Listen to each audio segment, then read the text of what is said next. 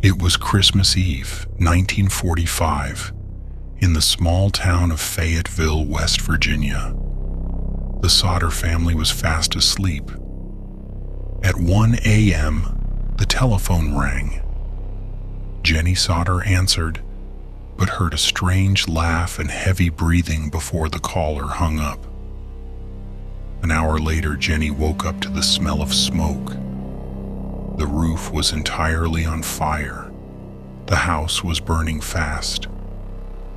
George and Jenny rushed outside with 4 of their children, but 5 of the kids were still trapped in the upstairs bedroom. George ran to get his heavy ladder to rescue them from the window. Shockingly, the ladder was missing from its usual spot. Next, he tried to drive his 2 large trucks closer to climb them. Both trucks, which worked perfectly hours ago, suddenly wouldn't start. They tried to call the fire department, but the telephone lines were completely dead. Someone had intentionally cut them. The family could only watch in horror as their home collapsed into ash in less than 45 minutes. By morning, the fire department finally arrived. But when they searched the debris, they found something impossible. There were absolutely no human remains. No bones, no teeth, and no smell of burned flesh. It was as if the 5 children vanished. The fire chief claimed the fire was so hot it cremated the bones.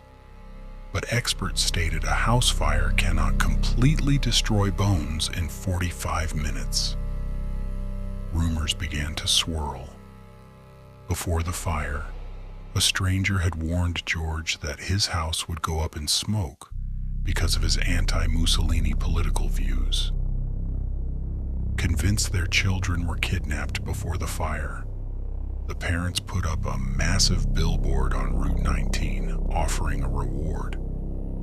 21 years later, Jenny received a letter with no return address.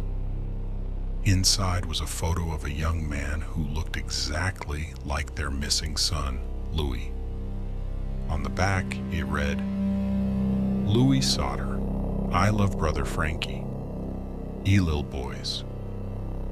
They hired a detective to investigate, but he disappeared too. The parents passed away without ever knowing the truth.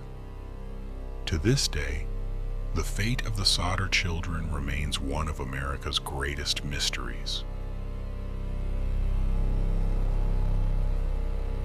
In April 1982, a young woman's body was discovered by a passerby in a damp concrete culvert along a highway in Ohio. She wore a simple buckskin jacket and jeans. She had been strangled, but she carried no ID, no wallet, and no cash. The only real clue for investigators was a unique, amateurish blue tattoo of a bucking horse on her right arm. Detectives printed her photo in newspapers across the country, hoping someone would recognize her tattoo or her face.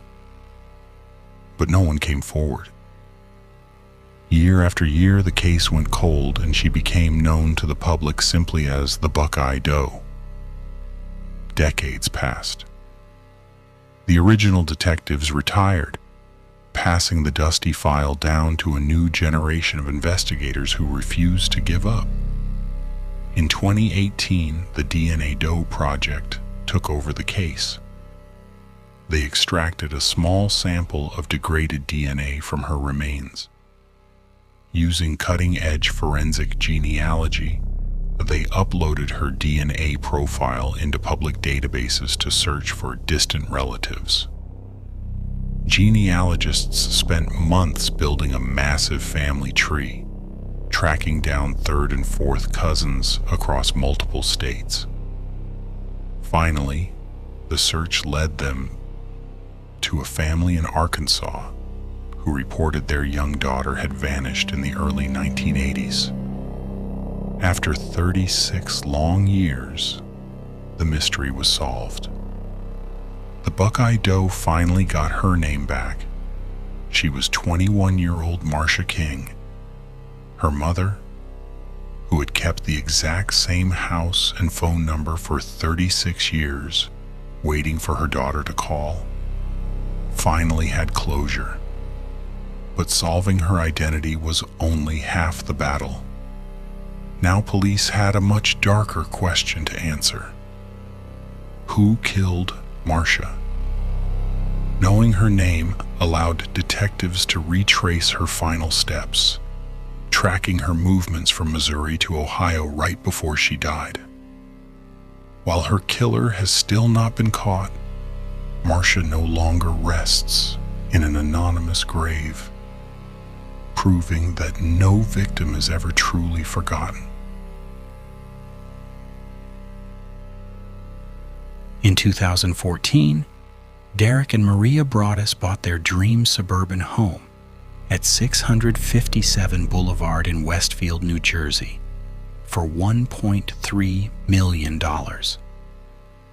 Before they even fully moved in, they checked the mail and found a chilling, thick white envelope addressed to the new owner. Inside was a typed letter from an anonymous writer who called themselves the Watcher. The letter claimed the house was being monitored. The letter read, 657 Boulevard has been the subject of my family for decades. My grandfather watched it, my father watched it, and now it is my time. At first, the family thought it was a sick prank, but then a second, much more specific and threatening letter arrived. The Watcher knew the family's last name. They knew they had 3 children, and even listed them in order of age by their specific nicknames. The letter asked, "Have they found what is in the walls yet? In time they will. I am pleased to know your names now and the name of the young blood." Paranoia completely consumed the family. They stopped bringing their kids to the house. Every neighbor suddenly looked like a psychotic stalker. They hired retired FBI profilers and private investigators.